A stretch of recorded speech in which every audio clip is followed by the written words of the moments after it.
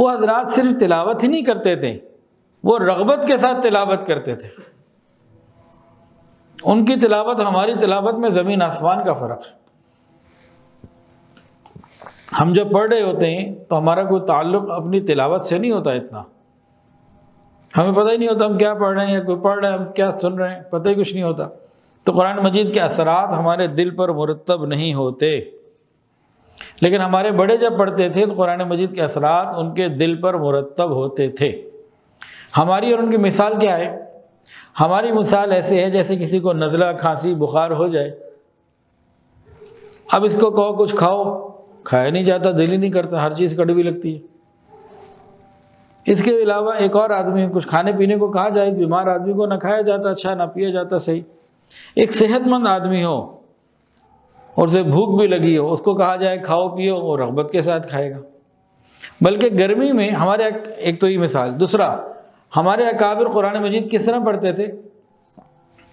وہ ایسے پڑھتے تھے جیسے شدید گرمی میں صحرا میں دوپہر میں کوئی شخص پیاسا ہو اور شدید پیاس میں اس کو ٹھنڈے پانی کا پیالہ مل جائے، وہ جو پڑھتا تو جب پانی پیے گا تو صرف حلق ہی نہیں، پورا جسم اس کی تراوٹ کو اور حلاوت کو اور ٹھنڈک کو اور لذت کو محسوس کرے گا۔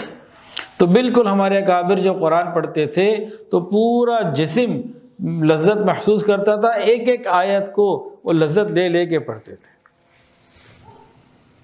تو ایک ہے تلاوت کرنا، ایک کام، اگلا ٹارگٹ تلاوت کو رغبت اور شوق کے ساتھ کرنا۔ اس کے بارے میں چند ایک واقعات سن لیجئے۔ علماء نے لکھا القرآن للبکا، قرآن مجید کا رونے سے بڑا تعلق ہے۔ قرآن پڑھتے ہوئے رونا اگر آئے تو یہ جہنم سے نجات کا ایک ذریعہ ہے۔ جو آنکھ اللہ کے خوف سے روئے یہ جہنم میں نہیں جل سکتی، اور انسان جب روتا ہے نا قرآن پڑھتے ہوئے، اللہ تعالیٰ اس کی بڑی قدردانی فرماتے ہیں۔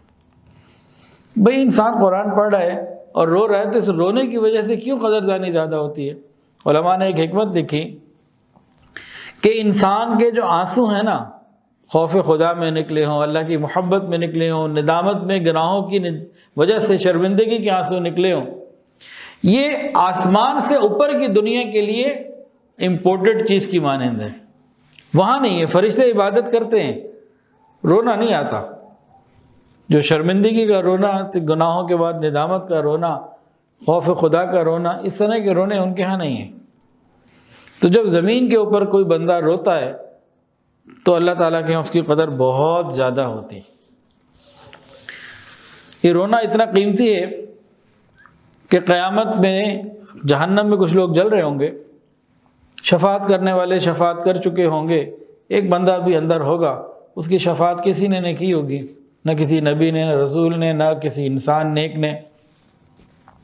یہ جل رہا ہوگا، پریشان ہوگا کہ میری شفاعت کرنے والا تو کوئی نہیں۔ اس کی آنکھ کے جو پلکیں ہیں نا، آنکھ کی پلکوں کا ایک بال یہ اللہ تعالیٰ سے سفارش کرے گا، یا اللہ میں گواہی دیتا ہوں اپنی زندگی میں ایک مرتبہ اس کی آنکھوں سے آنسو نکلا تھا، اتنا معمولی سا آنسو تھا، میں اکیلا بھیگ گیا تھا، میں بھیگ گیا تھا، اللہ یہ تیری محبت میں یا تیرے خوف سے یہ رویا تو تھا۔ اللہ تعالیٰ پلکوں کے بال کی گواہی کو قبول فرما کر اس شخص کو جنت عطا فرما دے۔ رونا اتنا قیمتی تو ہے۔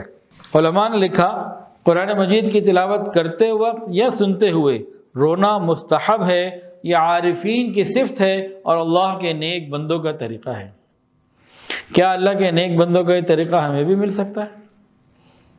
بالکل مل سکتا ہے۔ ہم ٹارگٹ تو بنائیں، فکر تو کریں، تو انشاءاللہ اللہ تعالی ہمیں بھی عطا فرما دیں گے۔